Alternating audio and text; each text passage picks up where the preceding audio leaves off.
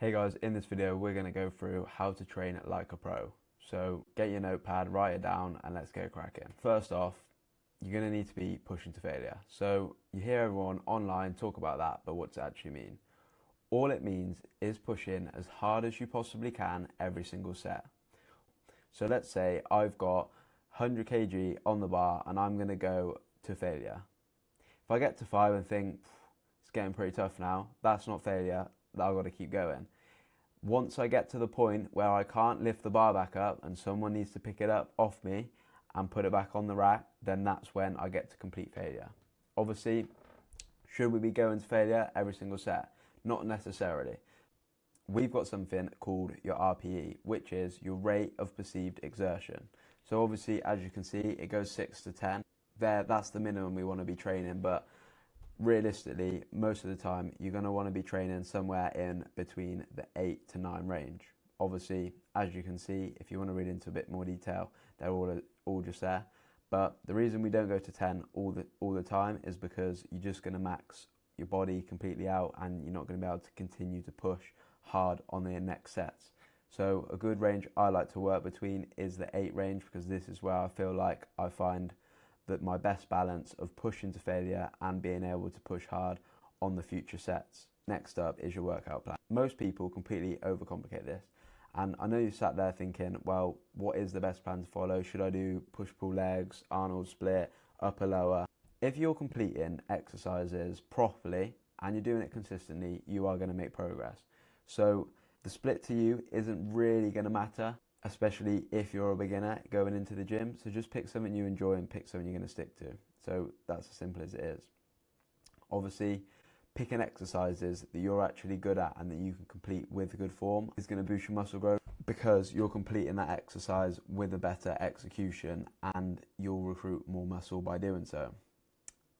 But something you need to make sure you're not doing is completely jumping around exercise to exercise.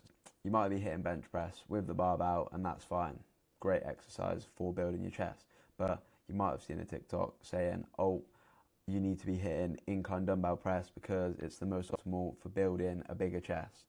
Obviously, people on TikTok can have their opinion, is we don't want to be jumping exercise to exercise, because we want to be nailing our form on the exercises that we're going to do to make sure that we're getting the most out of our training sessions. So if you're jumping from your barbell bench press to your dumbbell incline to maybe going to chest flies, back to doing some dips, you're just going to be all over the place and you're not actually building the skill and the execution of a certain exercise. So you want to make sure you nail down your split, you get your exercises, and you're going to follow it for somewhere between 6 to 8 weeks to actually see some progress. Next up is the tracking. Is what sets people apart from actually making progress and just going to the gym and going through the motions. So most of you will probably go to the gym, you enjoy going, you turn up, you lift the weight, you try and lift more than the week before, and that's good doing it. But in reality, we might look back 6 weeks back, how much were you lifting then? You're probably not going to be sure, are you? So if you're then not seeing any improvements with your physique, then you're not going to be able to look back and go, oh, actually 6 weeks ago, I was still benching 80 kilos and now I'm benching 80 kilos. So obviously in that time, you might think you've been doing more, but in reality, you might have been doing more for a week, or you had a good session where you went up, but over that long stretch, you haven't really seen the progress. The point of tracking is to make sure you're progressively overloading, and whether that's lifting more weight or lifting more reps, you need to be putting something down, whether that's on a tracking app, on a notepad, just anything. Keep record of your lifts to make sure you are progressing. And obviously, if you're not, you're going to need to reassess and improve. But without tracking that, you're not going to know where you're going wrong, and you're not going to know why you're not progressing. So make sure you pick something that's easy for you to track in the gym. Write down the exercise you're doing, the rep and the weight. Obviously, I've got a training app that I use, which I could see what I lifted last year. So if you've got these things, the more data you've got, the more you can deep dive into and figure out where you're going wrong and whatnot. But if you're a beginner, just start using Notes app on your phone, get something tracking, and obviously just keep improving. So there is a big debate, is form or weight better? You might be able to find studies to argue that form's better or that just adding more weight is better, but obviously it's just what works for you. I find that you need to find a certain balance. So I work on a scale of 1 to 10. Obviously, 1 being the shittest form you've ever seen in your life and 10 being the perfect form. If I'm obviously hitting, say, a bench press and I'm obviously going for a PR or some low heavy sets, then my form isn't going to be 100% 10 out of 10 all the time, because I do want to make sure I'm getting that weight up and I'm improving. So my form might slightly dip down to an 8 or 9, but that's still good practice of form. So you're not sacrificing your form for more weight, you're just finding a balance to make sure you're improving. So like I've been saying before, lifting is a skill, and the more you get better at the skill, the easier you're going to find to progressing in lifts and recruiting more muscle. So you want to be practicing your form.